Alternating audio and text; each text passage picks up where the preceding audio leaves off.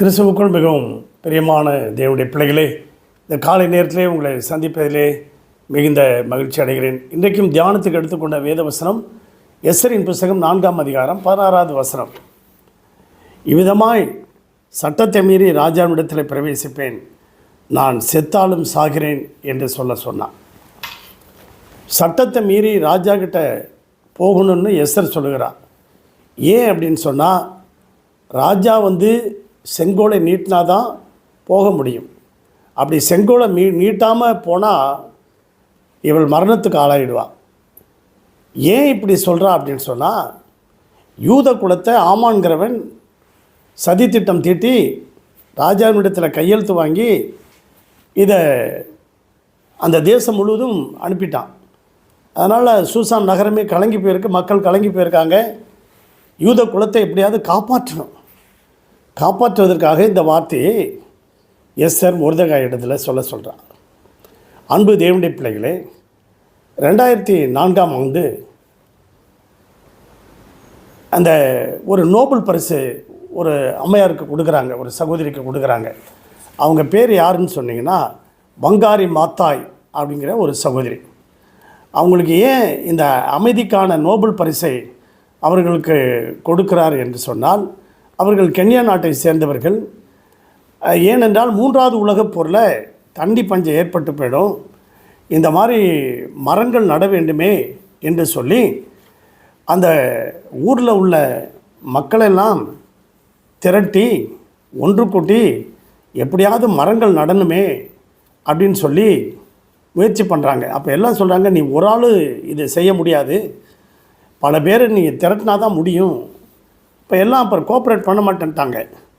அப்புறம் கஷ்டப்பட்டு கோஆப்ரேட் பண்ணி கிட்டத்தட்ட 3 கோடி மரத்தை அவங்க நட்டிருக்காங்க.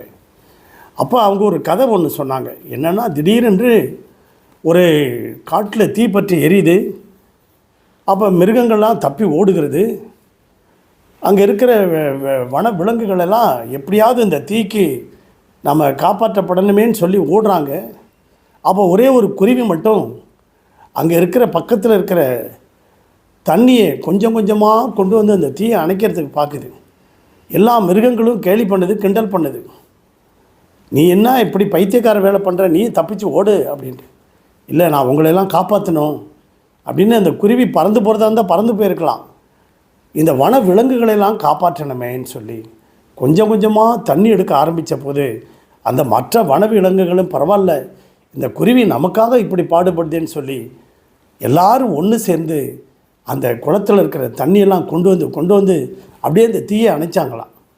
அந்த மாதிரி அன்பு தேவனுடைய பிள்ளைகளே, தேசமே கலங்கி நிற்கிற நேரத்தில் ஒரு 3 நாள் உபவாசம் இருந்து தான் தாதிமாரும் ஒன்றாக சேர்ந்து உபவாசம் இருந்து எப்படியாவது நாட்டு மக்களை காப்பாற்ற வேண்டும், நம்முடைய யூத குலத்தை அழிவிலிருந்து காப்பாற்ற வேண்டும் என்று சொல்லி மொர்தெகாய் இடத்துல சொன்னான்.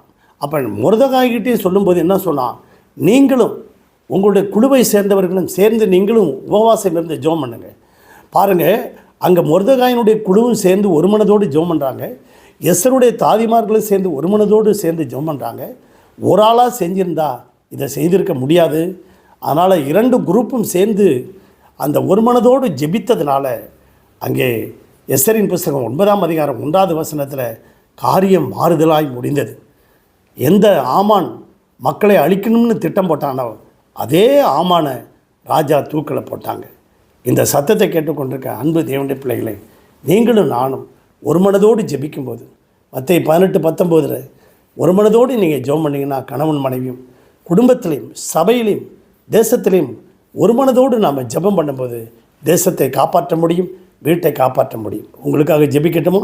பரலோக பிதாவை, இந்த சத்தத்தை கேட்டுக்கொண்டிருக்க ஒவ்வொரு பிள்ளைகளையும் ஆசீர்வதியும், ஒவ்வொரு குடும்பத்தின் தேவைகளை சந்தியும், எல்லா வியாதி பலவீனம் கஷ்டத்துக்கு விலக்கி பாதுகாத்து கொள்ளும். அவருடைய விருப்பத்தையும் தேவையும் நிறைவேற்றும்படியாக ஜெபிக்கிறோம். ஒவ்வொரு குடும்பத்தையும் வேலியடைத்து பாதுகாத்து கொள்ளும். ஆவியானவர் கூட இருந்து வழி நடத்தும், ஆசீர்வதியும். இயேசுவின் நாமத்தில் பிதாவே, ஆமேன். God bless you everybody. Thank you.